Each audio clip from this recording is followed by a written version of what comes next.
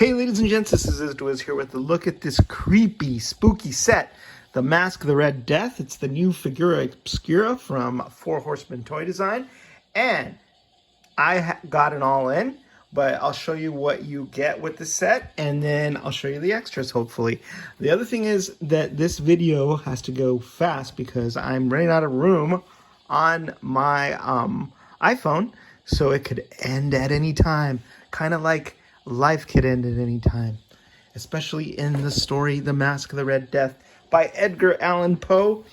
Four Horsemen were kind enough to include this little mini comic or mini story with it. I'm going to go through there real quick. It's got Nate Bartsch's wonderful illustrations, but if you're not familiar with The Masque of the Red Death, one of Poe's wonderful short stories, very scary, very spooky, not scoopy. Here is a photo of a plague doctor, and not a photo, but a Nate Bartsch illustration of a plague doctor. He's driving a wagon full of bodies, and there's this terrible plague that's going through the land and killing everybody, causing people to die within 30 minutes. Blood coming out of the pores and horrific. Here's this wonderful ambiance created by this gothic stained glass window that features really heavily in the story. And then there's the clock that just sounds every hour, and it stops the revelry for Prince Prospero and his friends who are partying and carrying on while everybody else is dying. I can imagine that Eric Treadaway was inspired by our, travails with COVID, and here is all of the revelers depicted by Nate Bartsch. I love these anthropomorphic masks, like this gluttonous pig here. You've got birds, you've got other furry creatures. I'd love to see this bear. I'd love to see that sort of those sort of heads created, and then they meet with end at the hands of the Red Death. So I got to go fast with this review. It is wonderful packaging, as are all the figura Obscura packagings. You've got a magnet that holds the slip cover open. I've already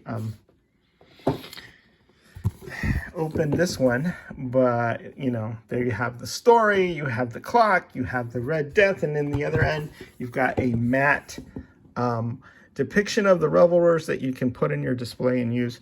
I love how Nate incorporated the blue, the purple, the green, and all the orange, all the different colors that Poe had in his story as things count down to midnight.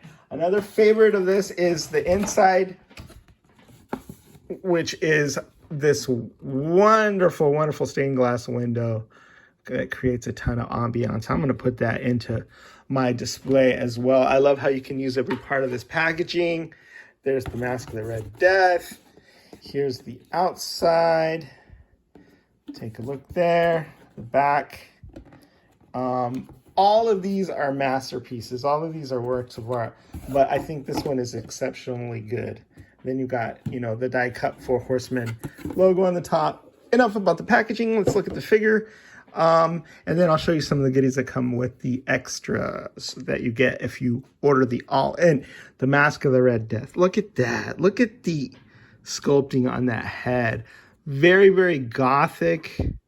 Incredible detail there.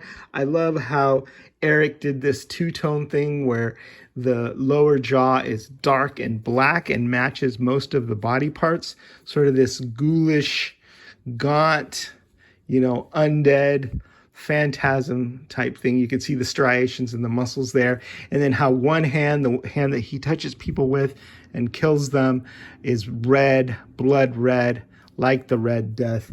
I'm going to pick up his skirt a little bit there, not too much, but you can see those legs. I think these are probably either Poxus or the zombie legs, but I think they're going to be quite popular for customs. Then you have a loincloth because he's modest. You got the bare feet with those scary, scary toenails there. There's the underskirt, and then you have this sort of cloak over with these lovely wired flowing on this side at least sleeves. I love the effect that that gives.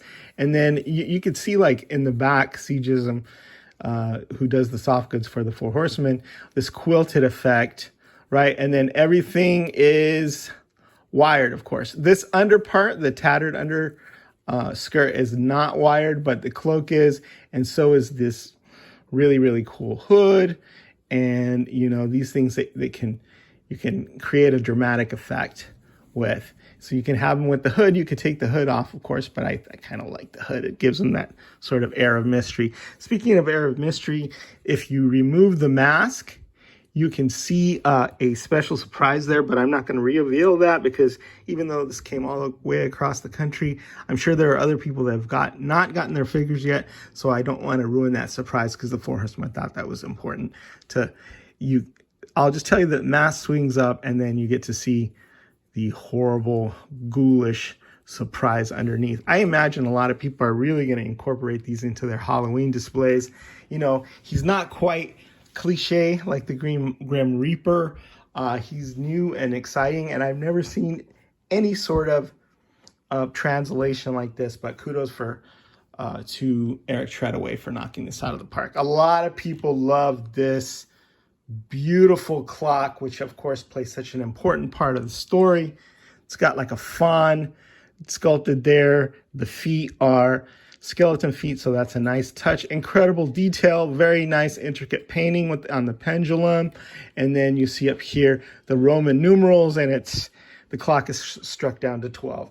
So none of these, the hands aren't movable or anything, but this is the compelling part of the story where it hits 12 and then sort of all hell breaks loose. I also love this raven, which Poe has made famous. Back's not as detailed, but of course, who wouldn't love a full-size, very creepy clock? You also get this bloody stand, right? Very apt for the Red Death, where you can put the clock so that he stands there and then blood is just seeping out from underneath. And it's got this very nice gloss, so it looks like, fresh, uncoagulated blood there. And you can also put the Red Death on that bloody stand as well. And that adds even more to his creepy factor.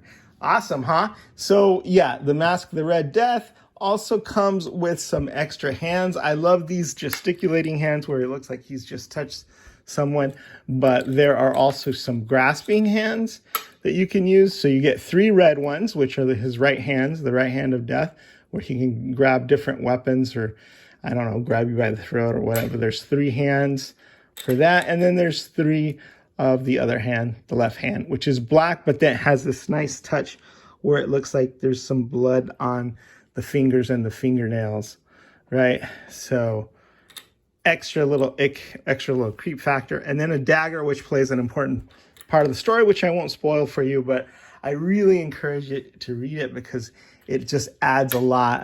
Poe is the master of